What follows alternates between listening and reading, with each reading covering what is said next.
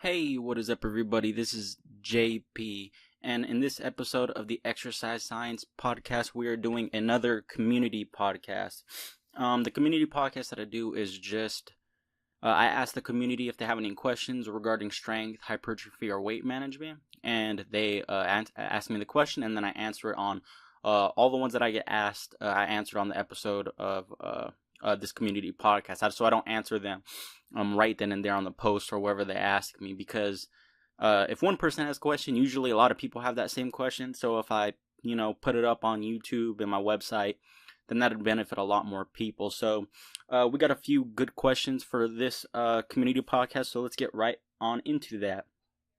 The first question comes from Rebecca, and she said, "Hi, I'd like some tips on strengthening neck muscles surrounding her upper spine. I need more support in my neck region as I have spinal issues from top to bottom. I'm working on my back muscles, but I'm not sure what safe exercises I can do for my neck to gain muscle strength. Any recommendations?" Okay, so there's a few things that I have to address when it comes to that question. First, I would hope that you've probably already talked to your doctor. And if it's something that's really bad, like you have severe pain, you didn't explain the severity of the issue that you're having in your post, but I'm assuming it didn't sound too bad. But if it's really bad, you can't move your head or you're feeling tingling on your arm, I would definitely recommend you check with your doctor. Again, that's way outside of my scope of practice. If it's something crazy, obviously I can't diagnose something like that. But if you're just talking about strengthening like your upper back musculature to have better posture overall, I would definitely recommend including exercises that specifically target your upper back, particularly your lower traps and your rhomboids.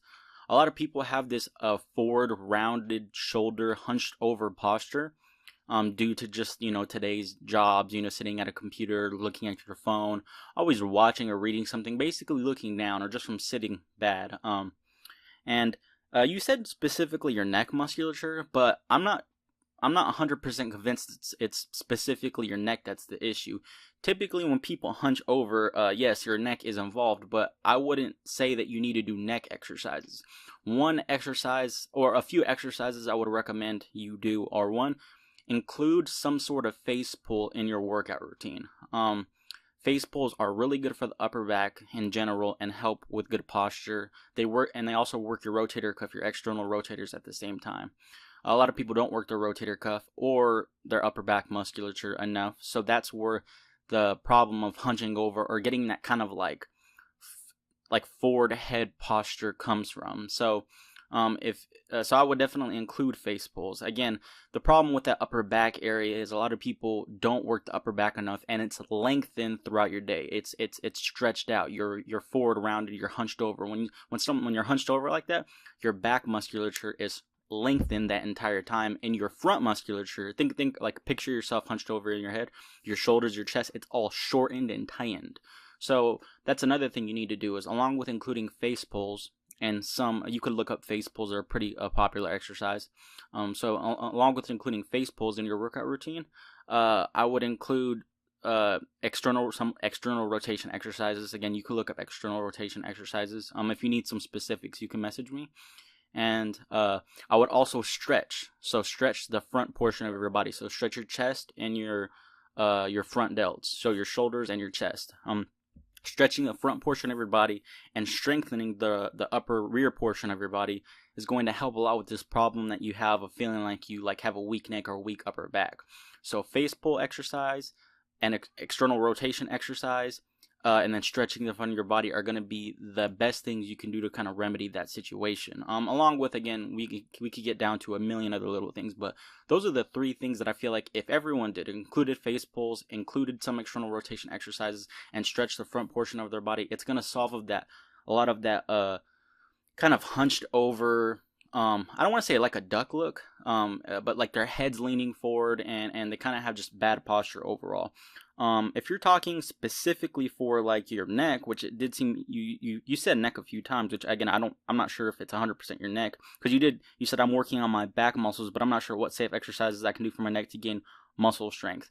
One thing I would recommend for neck is do not do neck bridges. I did them in wrestling, but again, I've seen too many expert opinions, and just from my opinion, that just neck bridges aren't a good idea. If you're gonna do neck exercises, you could do, if you have a machine in your gym, which most machines don't. I mean, what most gyms don't have a machine that specifically targets neck musculature, like flexion and extension of your neck. Then do those. Some people do they fix up their own exercise by leaning to the side and putting a plate on the side of their head and flexing and extending their neck that way. Again, I don't think the main problem is usually that of that neck upper back region. It's usually your upper back that's the problem. So I'd recommend including face pulls, external rotations, and stretching the front portion of your body. So if it's specifically your neck, again, you might need to get someone whose scope of practice is more even that to get their opinion on that. But I think I know what you're talking about. So including face pulls, other exercises that target the low traps and the rhomboids, maybe some not upright rows, but like a high pull of some sort. External rotation exercises, and then stretching the front portion of your body usually will do it. So for the next question, we have Destiny. She asked a question about weight management. She said, "What is the best way to practice weight management? I've recently gotten a membership at a local gym. What's the best equipment to help with weight management?" That's a very open-ended question, but some general good tips that I can follow is with weight management. A lot of times with managing weight, people make it overly complex. And by overly complex, I mean they try looking up the fanciest, newest method to lose weight, or someone tells them to try some supplement or some pill, or restricting their eating to ridiculous times, or doing all these weird things. When it comes to weight management, and usually most of the time, not all the time, most of the time it's people trying to lose weight, I would recommend just if you're trying to lose weight, you need to take in less calories than you're expending. You could use calorie calculators to find out how many calories you're expending, and then you just eat less than that. Eat about 300 to 500 or less than that. It's typically what I recommend to people. So, and remember, calorie calculators, they're not going to be very accurate, but you don't need them to be very accurate. Because again, that's not very practical to go to somewhere and get like hydrostatic weighing done. Most people don't have that available to them. So what I would recommend is finding a calorie calculator. The more questions the calorie calculator asks you, the better. It's not going to be 100% accurate, but it's going to be around that ballpark. And then subtract 300 to 500 from that number. So subtract 300 and then subtract 500, and then you'll get a range. And try to eat as many calories that falls within that range. So you're just eating around that many calories, and just include healthy foods in that amount of calories. If you stick to that amount of calories and you're actually counting your calories, and you're eating generally healthy foods, you're including foods, and again, this is not complicated. A lot of people make this way more complicated than they need to be. When I say healthy foods, what's more healthy, a banana or an ice cream? Obviously, it's going to be a banana. So again, you could go down the list and keep asking people, like, which one's going to be healthier? Should you drink water or should you drink soda? You should probably drink water. Which one's going to be a healthier source of fat? An avocado or some cheese? Obviously, it's going to be an avocado. Cheese is not going to be healthy for you. So if you just keep breaking it down like that, most people know what to eat. So again, if you follow the calorie calculator, let's just say you put all your information into a calorie calculator, and it says that you are expending, or I shouldn't even say calorie calculator. I should say an energy, like some form of energy expenditure calculator, like maybe a total daily energy expenditure calculator. You could go to TDE.net, TDEE.net, and it'll pop up with a bunch of questions. It's going to ask you. You put in all the information, you answer all the questions, and then it spits out a number. And usually, it's depending if you're on the right page, it'll tell you how many calories you're expending in a day. So let's just say it says 2,300. Based off your activity level, based off your height, weight, male or female. So if it says 2,300 a day, I would recommend you eat between 1,800 and 2,000 calories a day of healthy food. And when you're calculating your calories, I would recommend as often as you can is to weigh your food. Don't use cups, because cup measurements can get thrown off depending on how you pack a cup. Like when you do half a cup, I would recommend you use like a scale, like some food scale that you can get from Walmart. It doesn't have to be expensive. You can get ones for like $10. So again, you need to eat less than what you're expending. So again, just eating less and then picking healthier foods. And another thing to touch upon with weight management, because again, it's a very complex topic, is diet adherence too. So you said, what is the best way to practice weight management? Again, if you want to lose weight, you need to eat less and pick healthier foods. And you said, what's the best equipment to help with weight management? Again, for the equipment thing, equipment's not going to help you lose weight. I guess that's not true. It's going to help you lose weight and like, in helping you burn more calories. You expend more calories in a day, you're gonna increase your total output, and then you're gonna be able to burn more.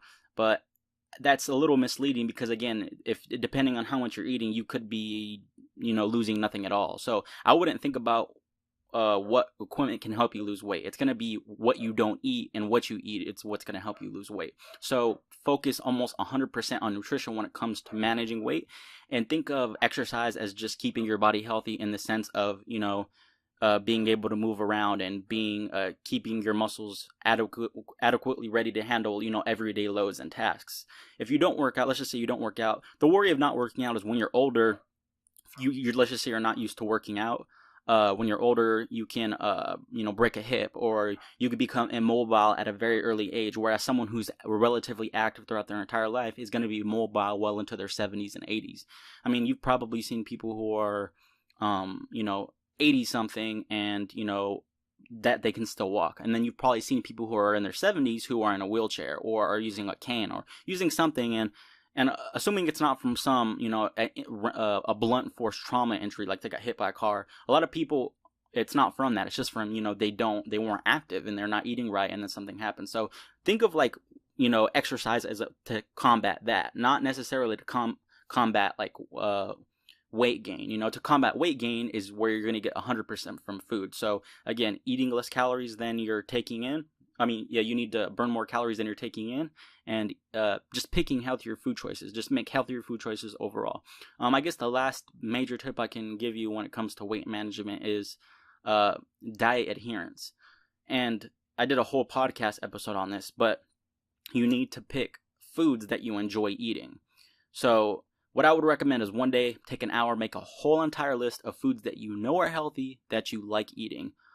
Make a list of all the fruits and vegetables that you just enjoy eating. Again, try to meet yourself in the middle. Don't eliminate every single thing that might be a little unhealthy, but try to include as many foods on that list of foods that you think are healthy, and just try to eat from that list if they're healthy foods that you enjoy. Don't eat foods that you hate. You don't need to eat broccoli if you don't like broccoli. If you like asparagus and you don't like broccoli, well then eat asparagus. If you don't like peas but you like corn, then don't ever eat peas. You don't need to eat things you don't like. So make sure you're eating foods you like and foods that you enjoy. So if you stick to those three things, eating foods you enjoy, again, and it might take a little time to find foods that are healthy that you enjoy, watching your caloric intake and eating less calories than you're expending, and then just picking healthier food choices in general. Simple food choices. Again, don't make it complex. Don't overcomplicate things when you're not even doing the beginning steps first. A lot of people try to jump past those beginning steps. They try to be on some crazy keto diet when they're eating more calories. They're eating more calories than they're expending. They're eating 3,000 calories a day, but they're only expending 2,300. How can you lose weight but you're eating more calories? That's not gonna it doesn't make any sense. So again, why are you doing all these complex diets when you're not doing the very basic fundamental things you need to do to lose weight? So focus on those three things and you should be good. All right, and the last question, or not last question, I'm going to include one other question here. They didn't necessarily ask me to put it on the podcast. They didn't say not to either, but they did ask me this question, and it happened right before this podcast, so I'm going to include it. But, so yeah, we got two more questions left. So this is second to last question. I don't know if I'm pronouncing his name right. Sorry if I'm wrong, but I think it's just is your name? Hang. But you said, what are the best ways to improve overall stamina? What diet do you recommend to improve stamina? The diet that I recommend, and again, this might be controversial to some people, and again, I can't give you the wrong information just to please you or please people who might be mad with my answer, but I recommend as a vegan diet, as a whole foods, more specifically a whole foods plant-based vegan diet. I'm probably going to get, a lot of people who would disagree with me. But again, I would say provide evidence for your claims if you think differently. I used to think that meat was healthy, but just seeing so much research done on this topic. Meat's not healthy. Animal products aren't healthy. And I'm not saying all vegan items are healthy, but if it's not vegan, it's not healthy. But there are vegan things that are healthy. So I would recommend a whole foods plant-based vegan diet to help with anything. Again, and you're gonna tweak that depending on your goals. Obviously, if you have two people who are both on a whole foods plant-based vegan diet, and one's a strongman and one's someone training for stamina or endurance, then they're obviously going to be eating differently. They're not going to be eating the same, even though they're eating a whole foods plant-based vegan diet. One's going to be eating more protein. One's probably going to be eating more calories. One's probably going to have more carbs. But so again, for the diet part, I would say a whole foods plant-based vegan diet. That's just what I recommend. If you want the data that I can show you, I can send it to you in a personal message or on that post that will back up, the claims that I'm making that it's healthier than eating meat. Then I will be more than happy to do that. And then you said, what's the best ways to improve overall stamina?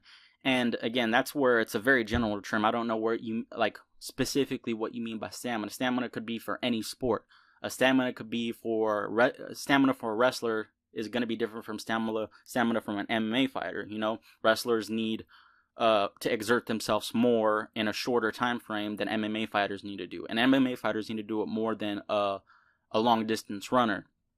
So if you just mean generally, I would recommend just doing cardiovascular exercises multiple times a week with different modalities. So for example, if you don't have any underlying health issues, let's just say you're a healthy person and you exercise regularly, and if someone came to me and says, I want to increase my stamina, if you're not training for anything specifically, I would say including a high intensity day, and then maybe a medium intensity day, and then a longer day of cardio would be a general start. So maybe include 1 day of cardio where you're doing high intensity interval stuff, like sprints broken up with rest periods. Maybe a 10 to 15 second sprint broken up with 45-second rest periods.